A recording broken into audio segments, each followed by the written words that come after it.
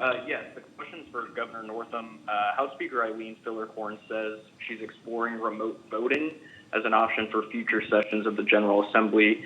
And I'm just interested to know what the governor thinks of this idea to try to keep social distancing in place as we enter into the reconvened session next week. The question regards remote voting for our legislators. And as you all know, they're coming back into what we call reconvened session on April the 22nd, and the Speaker of the House, Eileen Filler-Corn, has looked at that option. We also have the possibility of coming back into a session either July, August, September, depending on when we're able to reforecast, and depending on what this pandemic does, they may need to continue to abide by the social distancing, and certainly don't want to congregate a large number of people in a space, and we want to keep everybody healthy. So I think the option of looking at remote voting as we move forward to use that type of technology is something that I'm certainly open to, and I commend Speaker Filler-Corn for pursuing that. Wondering if you can address why your health department during the global pandemic is continuing to define individual facilities and companies as patients and refusing to release information about COVID-19 outbreaks there. I mean, at the human level, we're talking about people who can't find information, at their workplaces or at homes where their parents are staying. So I'm wondering why that can't be revised. Mm-hmm.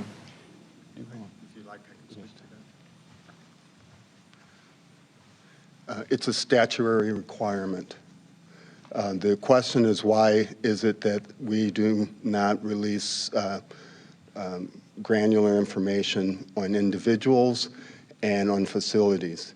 And the Virginia Code treats the facilities, it says that I cannot release data on individuals or on people who make reports on individuals. So I couldn't release information from a doctor or a facility without their agreement. But at the gubernatorial level, could you not do an emergency order revising that? I mean, Ohio, for instance, has individual facilities with outbreaks, and I know this has become a growing concern, for the public and for journalists. The question is, can I or someone else do an emergency order that would override the code? Is that what you're asking? Yeah, during a public health emergency. I would leave that to the governor's council to figure out. Kate, I think your question is a good question, but in order to override the code, we obviously need the legislators to do that. Greg Schneider with the Washington Post. Governor Northam, as you know, there's been a little bit of pushback around the state against some of your orders on social distancing and shutting down businesses. And earlier today, President Trump tweeted to liberate Virginia. I wonder if you have any response to that from the president urging people to push back like that. Greg, I appreciate the question. The question was about a tweet coming from our president to liberate Virginia.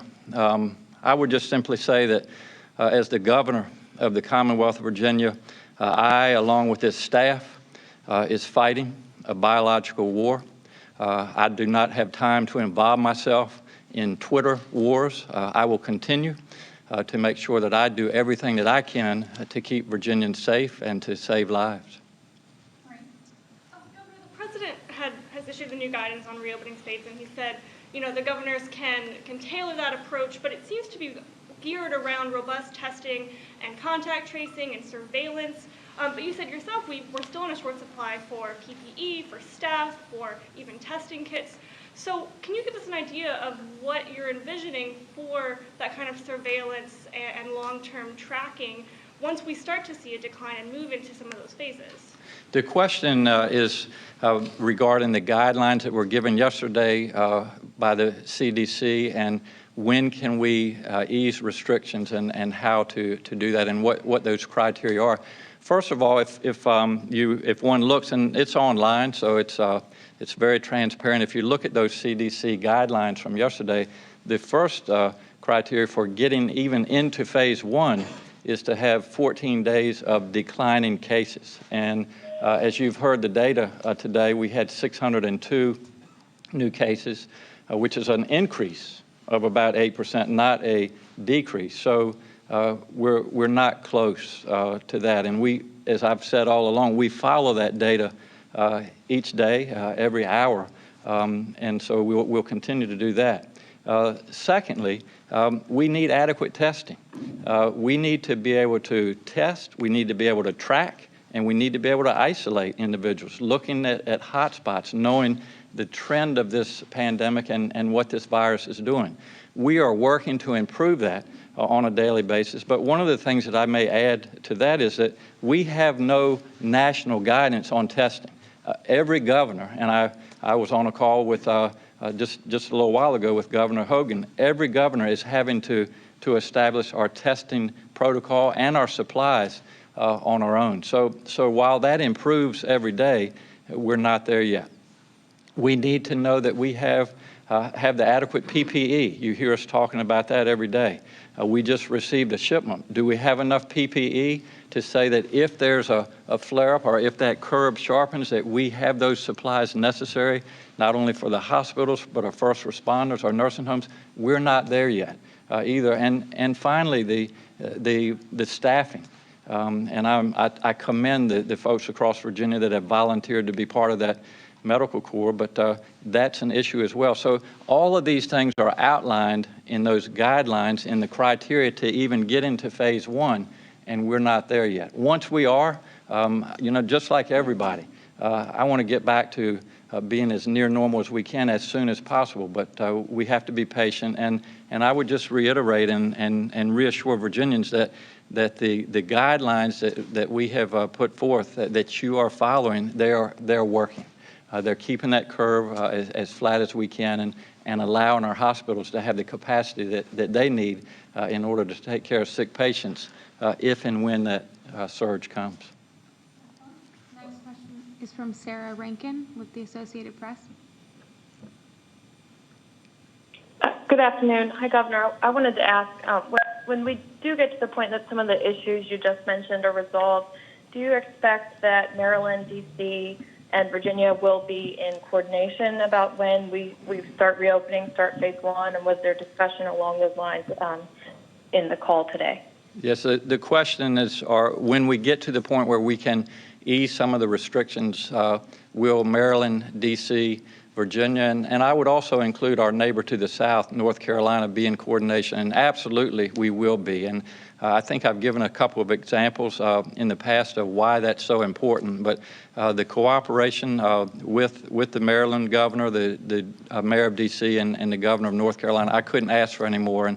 And it's just been a good system that we're working through together. As I said, we share some of the same challenges, and we will do everything that we can to be in coordination and be consistent, so it will be as straightforward as possible for everybody in this region.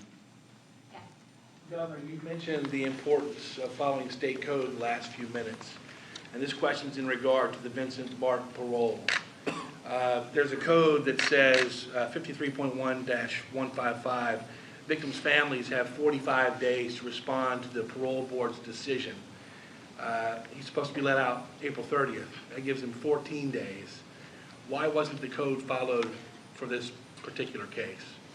That's a decision that the parole board made. I can look into that. I'm not aware of those details, but I'm sure that was a tough decision that the parole board made. As you know, it was a 4-to-1 vote, and that's all I can say about that. So as far as the days, I know from what I've heard that the families have been notified, but as far as the timing of that, I'm not sure about. But I'll look into it for you.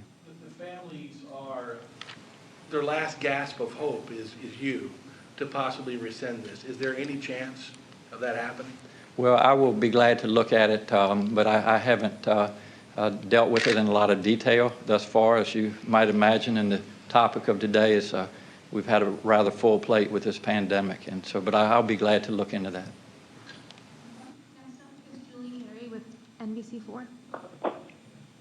Good afternoon, Governor. Obviously, a key to any future reopening plans is knowing who has had the virus. And in Virginia, we know who has recovered coming out of hospitals. But In Maryland, to help with that, they've created a registry now so that those who've recovered at home can report if they had the illness, and many of them probably didn't get tested. Why isn't Virginia doing more right now to gather that kind of recovery data, or is that something that you plan to put in place soon? Yeah, the question is a registry of how we can follow individuals that have either had the virus and recovered or who have symptoms. And Julie, I appreciate the question, and we are in almost constant communication, and I have more meetings this afternoon and tomorrow to look at apps, to use the technology, as I alluded to earlier, to how to deal with that. So I think it's fair to say, again, in communication with our surrounding states and Washington, that we're doing a lot of the same things, and we certainly share a lot of the same challenges. Governor, if I may. Sure. The other thing that you should know in answer to that question is that a number of our academic partners are helping out in this regard. The University of Virginia has set up a registry around COVID-19, and there's and that's through a multi-institution collaboration between UVA, Virginia Tech, EVMS, Inova, hospital systems in Northern Virginia, and one other who I'm blanking on right now. In addition, there is another coalition of academic institutions that is proposing to establish a COVID-19 registry as well. So in addition to the things that the governor just mentioned as far as initiatives that we're taking, there's actual registries that are being set up. If I could just to follow up on your question regarding the parole board's decision, I'm going to let our Secretary of Public Safety offer some thoughts on that as well. Secretary Moran. Thank you, Governor. And, you know, we do express our sympathies to the Connors family, Chief Smith and RPD, the entire law enforcement community. They're brothers and sisters. So I know it brings up a lot of the pain and anguish they experienced 40 years ago. I'll say with respect to the parole board's decision, we did ask whether or not, when this came to our attention, that was the process followed, and they assured us that it was. This wasn't expedited in any way, not with COVID-related cases, which we've talked to them about. Second, was the victim's family contacted? Was their input solicited? Was it received, and was it considered? And I have been assured that that was indeed done. And with respect to the code section you refer to, they do have 45 days, which is appropriate. They were communicated with, and their input was received during that 45-day period. So that was told. I mean, there was no reason to wait any longer since that communication occurred. Third, as the governor mentioned, we require a supermajority in a case of this seriousness, a murder case. And so it did receive four affirmative votes out of 5. And lastly, because it is such a difficult case, I did request the board chair to provide more details with respect to the decision-making process and why the parole board made this decision, and that is posted on vpb.virginia.gov. So appreciate the question, and of course, the family has our sympathy. I wasn't in on the conversation that the family had with Adrian Bennett, but I was led to believe by the sister of Michael Connors, they weren't allowed much to speak. It was kind of like, here it is, deal with it, let's move on. And they told that to me, they told that to Jeff Katz on the radio, so I don't have any reason to believe that this is a different story they're telling folks, but that would seem to me that's not an appropriate way to handle things, by basically telling a victim's family, well, it's already a done deal and we're going to move on with this. None of us, other than they were those direct conversation, were on that call. I will say Chair Bennett has served this Commonwealth. She really has been a terrific chair. She's very conscientious. So I don't know what transpired on that call. I will say there were subsequent communications, both written and oral. So all of that was considered by the board. Thank you. We need to now.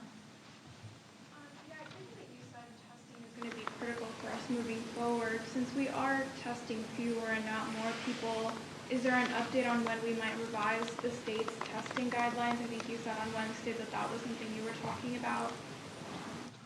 But who? Yes. Hi, the question is when we'll be revising our testing criteria. So very soon. If not posted today, it will be posted on early next week, Monday. And highlights of that include items that have already been mentioned pertinent to the long-term care facilities, including testing people about to enter a congregate setting, for example. And some other groups will also be incorporated into that new testing criteria, and that should be posted pretty soon.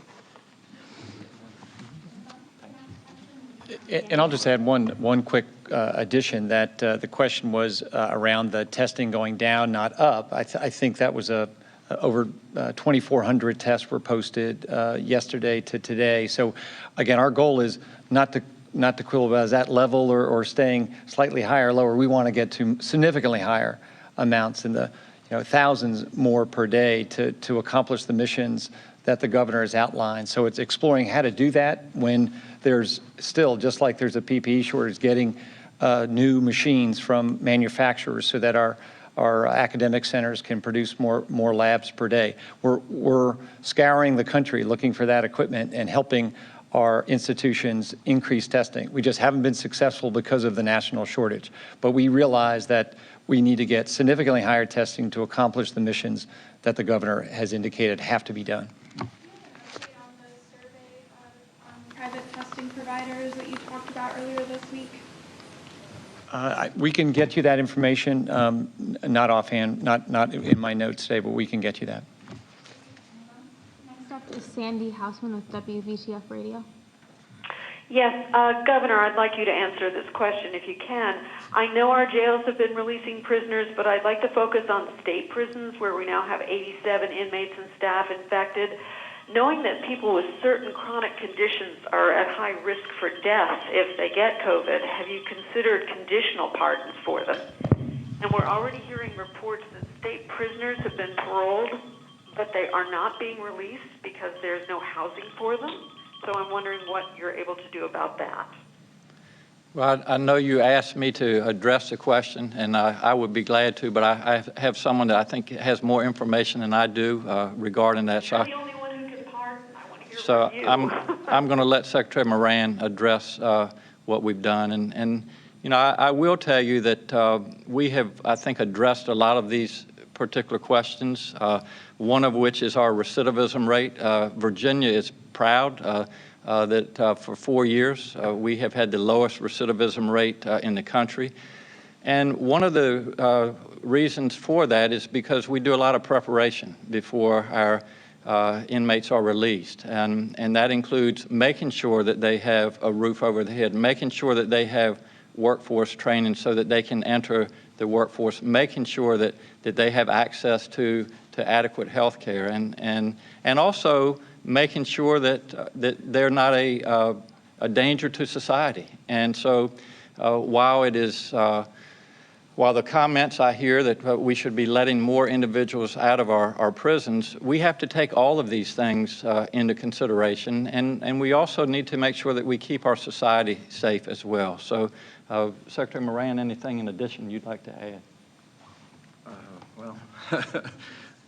Governor, I think you answered it appropriately. I will say you've also given yet another tool with respect to addressing this issue, and that is the budget language the governor has proposed for the legislature approval next Wednesday is to provide Department of Corrections the ability to review those with less than 1 year on their sentence. So, but in the question, the reporter asked, those who are given conditional pardons, they don't have any place to go, so what are you going to do about that? I mean, that really kind of reinforces the position we have taken that we're not going to irresponsibly release people without a successful home plan, some place to go.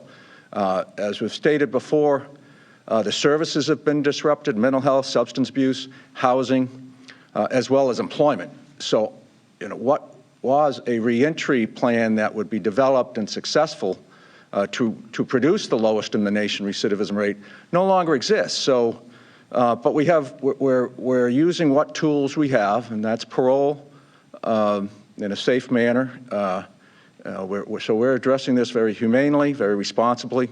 The governor's budget amendment as well as the conditional pardon, but a sweeping use of the governor's clemency power would, well, I think there's some legal challenges, but it would be very difficult to achieve in a responsible fashion. Regarding making sure there's enough PPE for the hospitals if they need it, I know you extended Executive Order 53 earlier this week. Is there any thought to extending, I believe it was Public Health Emergency Order 2, ending or stopping elective surgeries in order to maintain staffing and PPE? And additionally, regarding you saying how working with Maryland, Maryland, D.C., and North Carolina, opening in coordination, does that mean we're, I guess, tethered to the state that is least prepared to start the reopen? I'm not sure if I understand the second part of your... Well, if North Carolina says we're not quite ready to reopen on, May 15th to pick a date, does that mean Virginia is going to have to wait till North Carolina says, okay, we're ready as a region to move forward with phase one? It's a great question. So the second part of your question is coordinating with other states. And if that's addressing just businesses in general, we plan to, as best we can, to coordinate that. I think another question that I'm not sure you were asking is, what about the hospitals? And we are blessed to have very good hospitals in Virginia. Maryland is as well, and is DC and North Carolina. And so one of the things that we talked about today is, as we lift those restrictions on elective surgeries, we want to be consistent, because what we don't want to happen is if we do it sooner in one state than the other, then individuals will go to other states to have their surgery done. So you probably understand that concept. So we are going to try to coordinate that as best we can. I think the first part of your question was regarding PPE and the order through the Commissioner of Health to stop elective surgeries. And we are in constant communication with our hospital CEOs, our healthcare associations, and as soon as we can do it safely, as soon as we have the PPE that's needed, the testing capabilities, we really want to get our hospitals open again. We're not quite there, but we're getting closer every day. And why is that important? Because when we talk about elective surgeries, things like prostate cancer, things like breast cancer that don't need to be done emergently, but they need to be done as soon as we can. And so we want to be able to move forward with that. And the other thing, and this is a financial reality, while our hospitals are doing everything they can, and I really appreciate their cooperation to prepare for that surge, their census is actually down. So that elective surgery is their bread and butter, if you will. That's how they keep the lights on in their facility. So the sooner that we can get them back up and running, the better for everybody. And we'll do that just as soon as we can. And again, there's been great cooperation, and the Secretary of Health and we're in almost daily communication with our hospital CEOs to be able to make that decision and to do it at a time when it's safe. So extension or? We haven't made any decision yet to extend the date. Yes. Next question will be from Peter Veith with Virginia Lawyers Weekly. Governor Northam, medical providers in Virginia have asked you for an executive order expanding the liability immunity of providers who treat patients during a disaster. I understand the Virginia trial lawyers are in agreement with the most recently submitted proposal. Do you see a need for additional liability protection for the healthcare community, and do you plan to sign such an order? I appreciate the question, and I may follow up after Dr. Carey, but I'm going to let Dr. Carey address that. Thank you, Dan. Sure thing, Governor. The question was really about the request by providers and with support from the Virginia Trial Lawyers Association for the governor to enact a particular order to give additional liability protection to the providers during the emergency. And the important thing for us to remember is that when the governor declares an emergency, additional protections are put into place. And Virginia law provides that except in cases of gross negligence or willful misconduct, a healthcare provider who responds during the disaster to the disaster by delivering health care is protected from liability in case of injury or wrongful death. So there is significant protection at the time that the emergency order under current law. So providers have made requests to the governor to explore additional protections. And those are being reviewed for the governor by council, and they're currently under advisement. But there is significant change during a time of emergency at baseline. Yeah, I'm wondering if where our testing criteria is at in terms of including healthcare workers, which I believe is another requirement to move through the phases as we have discussed. And then also, I know that now physicians are diagnosing people with COVID who haven't necessarily been tested. So how is that taken into account when we're looking at that 14-day decline? Like, will only confirmed tests be included in that? Mm-hmm. Did you want? Okay, so I think I heard two questions. The first is around testing criteria in healthcare workers. So healthcare workers have been part of our testing criteria for some time now, and will continue to be. So I think that's... So every healthcare worker can currently be tested? Symptomatic healthcare workers that are part of an outbreak situation or cluster setting have been part of our testing criteria for some time now. Okay, and then in regards to the physician diagnosed cases?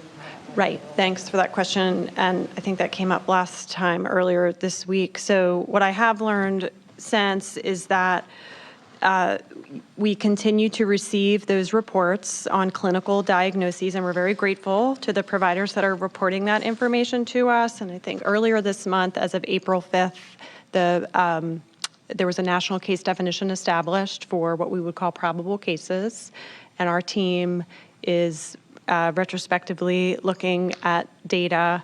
So as of April 8th, I believe they are looking back to cases as of April 5th, which is the date that the definition was established. And so we will be including probable and confirmed cases. So those clinical diagnoses will be captured.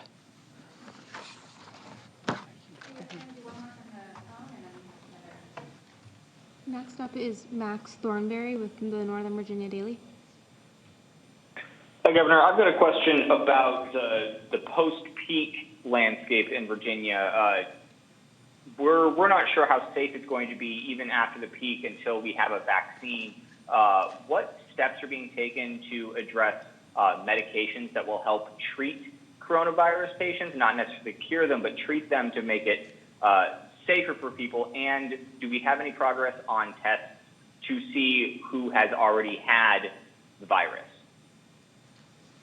Two questions. Let me answer the second one first. As far as testing that's available to look and see if anybody has had the virus, and we look at antibody testing versus PCR testing. The antibody tests look at IgG, IgM to see if someone's had it, how long, et cetera. That test is becoming more available each day, but we certainly don't have it to a point where it's accessible to the extent where we could follow trends in Virginia. So we haven't gotten to that point yet. And the first part of the question, if you could just repeat that. Yeah, I'm wondering if there is any progress on medications that will help to treat COVID-19 patients so that we would have something in an interim in between someone getting sick and being able to actually have a vaccine, which we know is still a year and a half out. Yes, the question is regarding medications that would treat the coronavirus while we're waiting for a vaccination that has been dated at maybe a year and a half. There are clinical trials going on all around the country. Some of them are actually from our universities. VCU is doing clinical trials, as is UVA, and there may be some others that I'm not aware of. But to date, I haven't heard any reports of a particular medication that is successful. But those trials are ongoing, and we certainly are following those and would welcome any new medications that would be successful in treating this virus. Thank you, Governor. As you may know, just yesterday, some Virginians were right outside your backyard, if you will, protesting. When we talked to some of them, they were of the opinion that they would rather take their chances, die from COVID-19, rather than stay at home, isolated, and out of work. Because you respond to some of those folks. And then on Sidebar Wednesday, we talked about your statement as far as we need to work together to fight this biological war. And I asked you if you had reached out to your Republican counterparts, and I meant within the states. And I got a lot of calls and emails saying that they had reached out to you and hadn't heard back. They even had 3 different emails and dates that they had sent you, and wondering why aren't they hearing from you to work together. Well, I continue to hear from my Republican colleagues and Democratic colleagues. I take all of those suggestions. I appreciate their input, as I've said all along.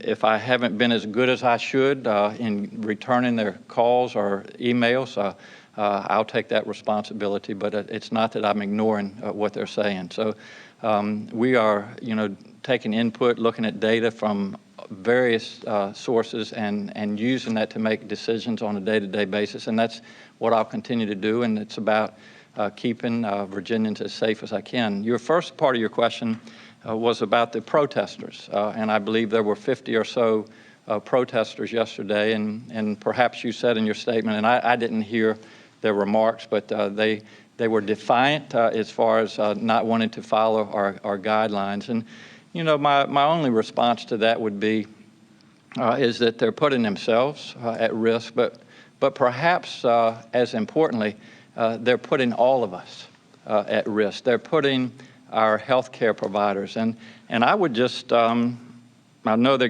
don't have access to the hospitals, but turn the TV on and look at our heroes. Look at the men and women that are fighting this biological war every day. I've seen them pull their mask off. I've seen the pain and the agony they're going through. I've seen, and I've been in the trenches myself, the risk that they're putting themselves and their families at. And I would just say that we all should be part of this solution. And so while we all have the right to protest, while we're fighting this biological war, I would say let's join the team. Let's do everything that we can to put this pandemic, put this health crisis in a rearview mirror so that we can get our economy back up and running and return to our normal lives again. Marie, last question.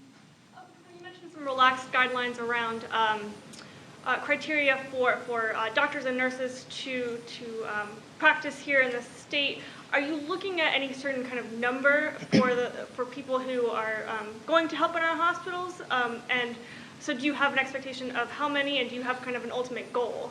Sure, great question. And as you know, I have requested through our volunteer medical corps 30,000 individuals. We're well over 15,000, and again, I commend all of those that have stepped up.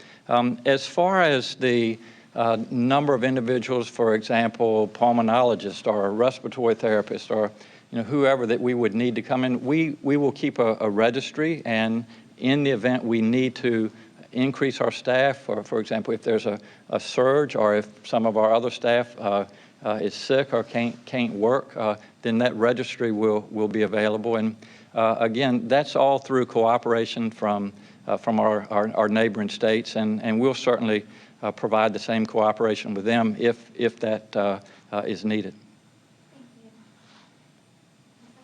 Yes. Well, thank you all again so much. And as I said at the beginning of my comments, it's Friday, and that's a good thing. So I hope you all find a way to spend some time, be with your families, but most importantly, please be safe. Please continue to follow our guidelines, that social distancing, the washing of your hands, the wearing of facial protection when you're out and about if you have to leave for essential reasons. And we just really thank you. I thank you on behalf of Virginia. As I've always said, we live in the best state and the best country in the world, and you're doing a good job, and I'm proud of you, and we're going to get through this together. So have a great weekend. Thank you.